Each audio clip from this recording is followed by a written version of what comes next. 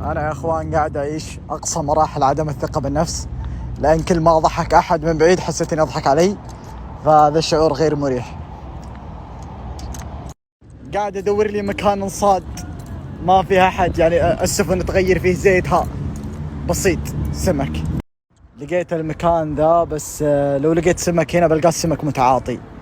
المكان رايح فيها سمك ما أصيده بطعمه، أحط لي سيجارة فوق ويجي يلقطها، فبروح أتقدم شوي ممكن ألقى مكان أفضل.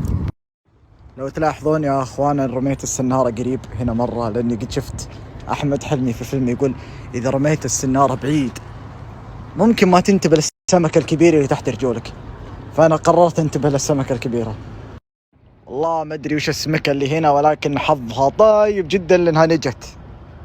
شفت؟ هو صراحة ما كنت أخوف مرة يعني في مسألة السمك، بس نجت لأني حاولت أفك ذا وخفت أنشب فاشبكها وأطيح ويجون يطلعون الطعم من فمي.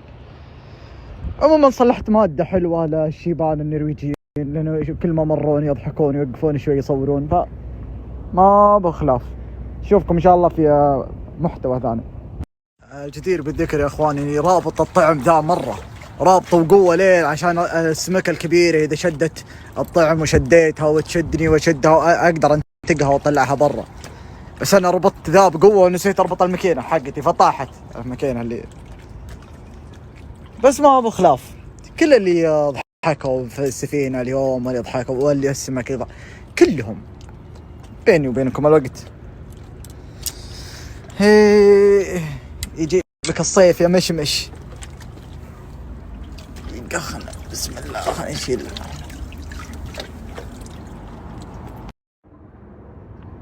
ابك رحلة ردها فيك انا شبعان سمك احنا ما لقينا. السلام عليكم. طبعا لا تسألني ليه عندنا نهار وعندكم ليه